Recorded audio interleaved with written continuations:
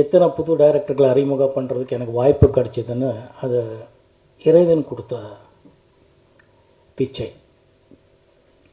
ஏன்னா நான் இப்போ பயணங்கள் முடிவதில்லை படம் ரிலீஸ் ஆகும்போது என்னுடைய முதல் மூடு பனியாகட்டும், நெஞ்சத்தை கிள்ளாதே ஆகட்டும், கிழிஞ்சல்கள் எல்லாமே சில்வர் ஜூப்ளி போனதுனால பயணங்கள் முடிவதில்லை 500 நாள் ஆகும்போது எனக்குன்னு ஒரு மார்க்கெட் வர ஆரம்பிச்சதுல இருந்தேன். முடிஞ்ச அளவுக்கு புது ப்ரொடியூசர்ஸ்கள் புது இயக்குநர்களுக்கும் வாய்ப்பு கொடுத்தா அந்த அவங்க பசியோட சினிமா பண்ணுவாங்க. அந்த நல்ல பசியோடு அந்த சினிமா இருக்கும்போது நானும் ஜெயிப்பேங்கிற நம்பிக்கையில் தான் நான் தேர்ந்து எடுத்த முத்துக்கள் இவங்களெல்லாம். ஆனால் அவங்களுக்கு எல்லாம் அவ்வளோ டேலண்ட் இருக்குங்கிறது இருக்குது, ஜெயிப்பாங்க அப்படிங்கிறது எனக்கு தோணுன ஒரு 6th சென்ஸ். ஆனால் அவங்களோட உழைப்பு அந்த பசினால் அவங்க அந்த அளவுக்கு பிரமாதமாக எழுத்து இயக்கம்ங்கிறது தான் நான் அவங்களுக்கெல்லாம் நன்றி சொல்ல கடமைப்பட்டிருக்கேன். நான் எப்போவுமே ப்ரொடியூசர் அண்ட் டைரக்டருக்கு தான் நன்றின்னு சொல்வேன். என்னோடய பழைய நண்பர்களுக்கும் தெரியும், எல்லாருக்கும் தெரியும். ஏன்னா இயக்குனர் தான் கேப்டன் ஆஃப் த ஷிப். நாங்களெல்லாம் அவங்க பின்னாடி இருப்போம். மற்ற எல்லா கலைஞர்களும் அவருக்கு பின்னாடி இருக்கோம். ஸோ அவர் தான் கேப்டன் ஆஃப் த ஷிப். எந்த டைரக்டராக இருந்தாலும், எந்த படமாக இருந்தாலும், ஆனால் அந்த ஷிப் தான் அந்த ப்ரொடியூசர். அவர் இருந்தால் தான், அந்த ஷிப் இருந்தால் தான் டைரக்டரு நம்ம எல்லோரும் இருப்போம். ஸோ இவங்க 2 பேரோட உழைப்பு மட்டும் இல்லை, அந்த ஃபோக்கஸ் பாயிண்ட்டு தான் நான் எப்போவுமே ரசிப்பேன். ஸோ இப்போது பழைய விஷயங்களை விட நம்ம புது விஷயத்தை பகிர்ந்துக்கலாம்னு ஆசைப்படுறேன். பாட்டுகள் பற்றி எல்லோரும் சொல்கிறாங்க, அதுக்கு இளையராஜா சார் தெய்வம்.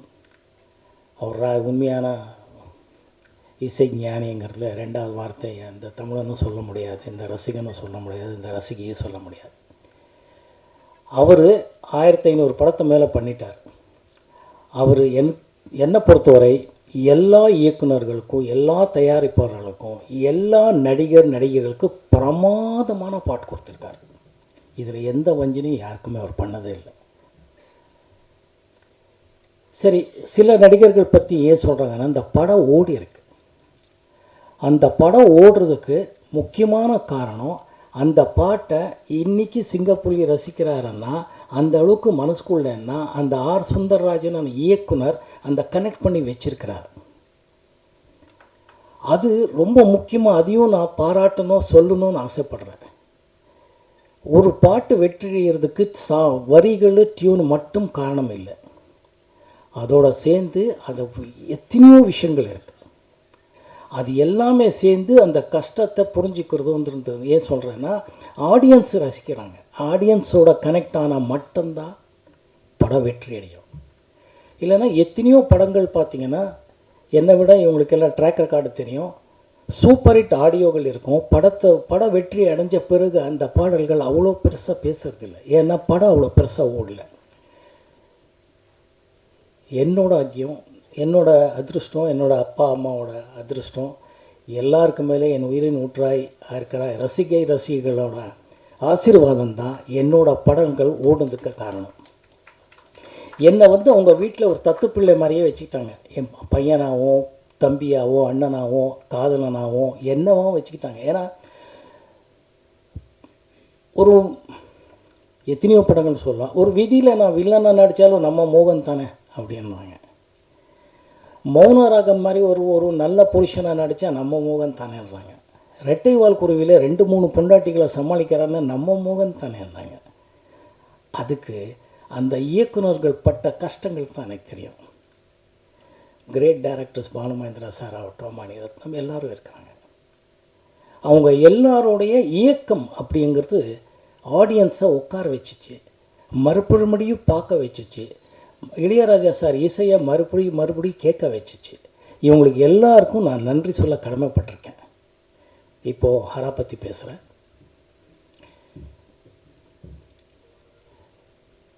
விஜயஸ்ரீ இயக்குனர். நிறைய பேர் எவர் சொன்னார் இப்போ மார்க்கெட் இருக்குது மார்க்கெட் இல்லைங்கிறது. மார்க்கெட் இருக்குது இல்லைங்கிறத பற்றி நான் என்றைக்குமே கவலைப்பட்டவன் கிடையாது. அது எனக்கு என்னோட பழகினவர்களுக்கு தெரியும். என்னோட பழகினதுக்கப்புறம் விஜயஸ்ரீக்கும் தெரியும். எனக்கு பிடிக்கணும், எனக்கு இங்கே செட் ஆனால் தான் படத்தில் நடிப்பேன், இல்லைன்னா நடிக்க மாட்டேன். ஏன்னா நான் வந்து என்னை நம்பி இருக்கிறாங்கிறது இல்லை, என்னை ஆராதிக்கிற, என்னை வந்து மதிக்கிற ரசிகர்களுக்கு எப்பவுமே டிசப்பாயிண்ட் பண்ணக்கூடாதுங்கிறது ஒரே நோக்கம்தான் எனக்கு. பணம் எல்லார் மாதிரி எனக்கும் ரொம்ப தேவை, ஆனால் அது மட்டும் வாழ்க்கையில்னு எங்கள் அப்பா அம்மாவோட டிஎன்ல நான் தெரிஞ்சவன். அதனால் எப்போவுமே எல்லாமே நல்லா வரணும், நல்லா அமையணுங்கிறது நம்புகிறவன். நிக்கில் முருகன் அவர்கள் விஜயஸ்ரீயை கூட்டிகிட்டு வந்தார். பரவாயில்லையா? எல்லாமே கரெக்டாக தான் சொன்னார். ஸோ விஜயஸ்ரீ அவர் கதை சொன்னார். கதை சொல்லும்போது கதை நல்லா இருக்குது, ஆனால் அதில் ஏதோ ஒன்று கொஞ்சம் வித்தியாசமாக இருந்தால் ரொம்ப நல்லா முடியும், அப்படி ரீச் ஆக முடியுங்கிறது எனக்குள்ளே ஒரு நம்பிக்கை. அப்போ விஜயஸ்ரீக்கு அவர்கள் சொன்னேன், இது கதை நல்லா இருக்குது, கண்டென்ட் என்னமோ இருக்குது, ஆனால் இப்போ டெல்லிங் கொஞ்சம் இருக்குது, ஸ்டோரி டெல்லிங்கில் கொஞ்சம் நீங்கள் புதுசாக தாதா ஐட்டிஸ்மன் எல்லாம் நல்லா பண்ணியிருக்கீங்கன்னும் போது இதையே கொஞ்சம் புதுசாக யோசிக்கக்கூடாது. யோசிச்சிங்கன்னா எல்லோரும் கூட்டணியாக ஜெயிக்கலாம் இல்லையா? நீங்கள் யோசிச்சிங்கன்னா ஒரே ஒரு ரொம்ப நல்ல விஷயம், அவர் கோச்சிக்கலை, ஈகோவாக எடுத்துக்கலை, போய் பார்த்துட்டு அது இன்னொரு வருஷனில் கொடுக்குறாரு. 7வது வருஷம் தான் இப்போ ஓகே பண்ணியிருக்கிற ஸ்கிரிப்ட். அவர் சேலஞ்சிங்காக எடுத்து ஒவ்வொரு இடத்துலையும் நான் அவர் படங்கள் பண்ணிகிட்டு இருந்தார். பட் இருந்தாலும் இதை வந்து எப்படி கன்வின்ஸ் பண்ணலாங்கிறத விட அவர் எவ்வளோ கன்வின்ஸ் ஆகிருக்கணும் மனசுக்குள்ளே. ஜெயிச்சியே காட்டுவேங்கிற ஒரு நல்ல மனசு எண்ணங்கள்னால தான் இந்த பிரமாதமான ஸ்கிரிப்ட் வந்துச்சு. அந்த பிரமாதமான ஸ்கிரிப்ட் வந்து தான் பட ஆரம்பித்தோம். மோகன்ராஜ் ப்ரொடியூசர்கள் வந்தார். அது வேறு கதை. சரி, விஜயஸ்ரீ எனக்கு தெரிஞ்ச பெரிய பெரிய டைரக்டர்களாகட்டும், நல்ல நண்பர்கள் டைரக்டர்களை எப்போவுமே கேட்டார், எப்படி நீ இந்த படம் ஒத்துக்கிட்ட, அதில் என்ன அப்படி ஒரு விஜயஸ்ரீன்னு கேட்டிருக்காரு. அவருக்கும் தெரியும், நிக்கிலுக்கும் தெரியும். நான் வந்து ஏதோ 50-60 டைரக்டரோட ஒர்க் பண்ணியிருக்கேன்றாரு. அது ஓகே. பெரிய பெரிய ஜீனியஸ் டைரக்டர்கிட்ட ஒர்க் பண்ண பாக்கியம் எனக்கு கிடச்சிது. பாலுமகேந்திரா சார் ஆகட்டும், மகேந்திரன் சார் ஆகட்டும், சிங்கீதம் ஸ்ரீனிவாஸ் ஆகட்டும், பாப்பு சார் ஆகட்டும், பாலச்சந்திரன், நிறைய ஜீனியஸ் எல்லாருமே என்னோட பாக்கியம் அது. பாப்பு சார், ஜே வில்லியம்ஸ் இன் மலையாளம், எல்லாம் ஆல் லாங்குவேஜ்லேயும் எனக்கு கிடைச்ச பாக்கியம். அதுலேருந்து புது டைரக்டர்களுக்கும் அறிமுகமாகிறதுக்கும் நான் முக்கியமான காரணமாக இருந்தேங்கிறது என்னோட பாக்கியம்தான். ஆனால் விஜயஸ்ரீ கிட்டே இருக்கிற ஒரு பெக்யூலியர், ஒரு எக்ஸ்ட்ராடினரி ஷார்ப் மைண்ட் என்னன்னா, he has got a fantastic knowledge of the lighting sense, sound sense. இது பொதுவாக டைரக்டர்கள்கிட்ட இருக்காதுங்கிறது இல்லை. அவருக்கு தேவை இருக்கோ இல்லையோ, அது இன்னொரு நல்ல கேமராமேனையும் சவுண்ட் இன்ஜினியரையும் எடிட்டர்களும் நம்பி அதில் அவர் கூட்டணியை பண்ணுவார். இவர் மட்டும் அது ஒரு ஷார்ட் வைக்கும்போது இந்த லைட்டிங்குக்கு எது வேணும் எது வேணாம் இது டிஏ வரைக்கும் யோசிப்பார். அது எனக்கு பிரமிப்பாக இருக்குது.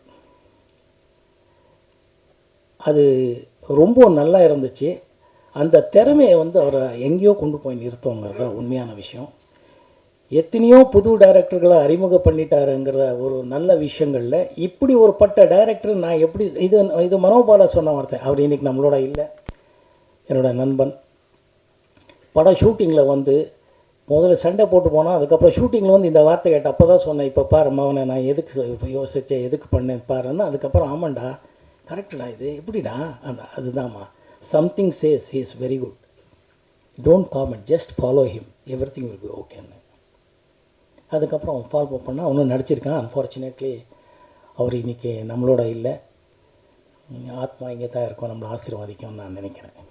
ஸோ அந்த ஒரு விஷயத்தில் விஜயஸ்ரீ அவர்கள் மியூசிக் சென்ஸ் ஆகட்டும், அவர் பண்ண டி ராஜேந்திரன் மாதிரி, குட்டி ராஜேந்திரன், டி ராஜேந்திரன் சொல்லுவார், லிரிக் ரைட்ரு, எடிட்டிங்கு, ஃபோட்டோகிராஃபி, லைட்டிங்கு, மார்க்கெட்டிங்கு, அதான் சொன்ன மாதிரி எல்லா தொழில்நுட்பங்களும் தெரிஞ்சிருக்கிறாரு. அதில் ஏதோ ஒரு புதுசாக பண்ணி ரீச் பண்ணணும்னு ஆசைப்படுறாரு.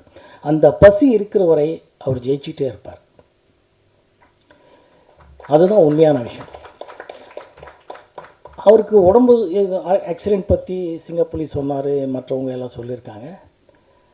அவர் இன்றைக்கி இப்படி இருக்கிறது ரொம்ப முக்கியமான காரணம் அவரோட குடும்பம்னு நான் நினைக்கிறேன். அவரோட ஒய்ஃப் கிரேட் லேடி, இங்கே வந்திருக்காங்களா, கிரேட் லேடி. தவமாக இருந்தாங்க அந்த அம்மா, தவமாக நின்று பிரார்த்தனை பண்ணாங்க, தவமாக இருந்து தைரியமாக இருந்தாங்க, தவமாக இருந்து நம்பிக்கையாக இருந்தாங்க, தவமாக இருந்தால் நம்பிக்கை கொடுத்தாங்க. அந்த அம்மாவோட ஒவ்வொரு வார்த்தையும் இவருக்கு அவ்வளோ பெரிய டானிக்கு. அந்த அம்மா சொல்லும், சார் மோகன் சார் வந்துடுவார் சார், இந்த மனுஷன் ஹி வாஸ் இன் கோமா, அந்த அம்மா சொல்லும், கிரேட் லேடி. ஸோ இவரோட ஒய்ஃபோட புண்ணியமும் குழந்தைங்களோட புண்ணியமும் இவர் மறுபடி சொன்ன மாதிரி ஹரா படத்தை முடிக்கணும்னு திருப்பி வந்திருக்காரு. இல்லை, நிறைய படங்கள் பண்ணணும் ஆசைப்படுறோம். நிறைய நல்ல படங்கள், நல்ல கண்டென்ட் வித்தியாசமாக கொடுப்பார். அந்த நல்ல படங்கள் மக்கள் ரசிப்பாங்கன்னு நினைப்பேன். என்னோட நினப்பு, என்னோடய ஆசையை கூட. இந்த படத்தை பொறுத்தவரை நாங்கள் முதல்ல சொன்னதை பாடல்கள் இருக்கக்கூடாதுன்னு இருந்தேன்.